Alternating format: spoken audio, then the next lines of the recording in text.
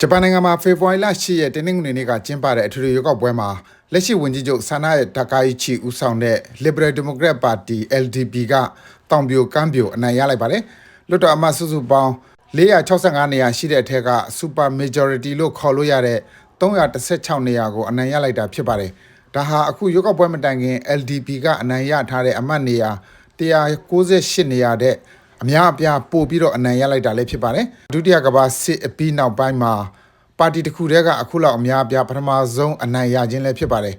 ဝန်ကြီးချုပ်တကိုင်းချီပါတီကအခုလိုအောက်လွှတ်တော်မှာအပြတ်အသတ်အနိုင်ရလိုက်တာဟာသူနဲ့တခြား conservative ညွန့်ပေါင်းပါတီ Japan Innovative Party တို့ပူးပေါင်းလှုပ်ဆောင်ခြင်းနေတဲ့ဗဏ္ဍာရေး policy ဆိုင်ရာအပြောင်းအလဲတွေနဲ့ကာကွယ်ရေးဆိုင်ရာကိစ္စရပ်တွေတွန်းမြင့်လှုပ်ဆောင်တဲ့နေရာမှာ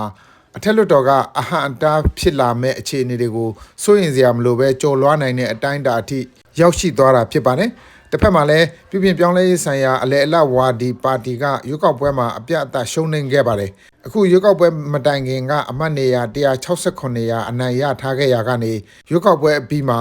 49နေရာသာအနိုင်ရပါတော့တယ်။စောင်းအသည့်ကာလဖြစ်တာမို့စီးနှင်းနေကြပြီးရာသီဥတုဆိုးရတဲ့ကြားကပဲမဲပေးသူအရေးအတွက်ဟာအရင်ရွေးကောက်ပွဲကတဲ့အနည်းငယ်ပိုများပြီး56%ရှိခဲ့တယ်လို့ဆိုပါတယ်။အများစုကတော့ဝန်ကြီးချုပ်ဆန်လာရဲ့တကိုင်းချီဟာလက်ရှိအစိုးရအဖွဲ့အတိုင်းပဲအစိုးရအသစ်မှာလည်းဆက်ထားသွားမယ်လို့ယူဆနေကြပါတယ်ခင်ဗျာ။ကျွန်တော်ဇော်ဝင်းလိုက်ပါ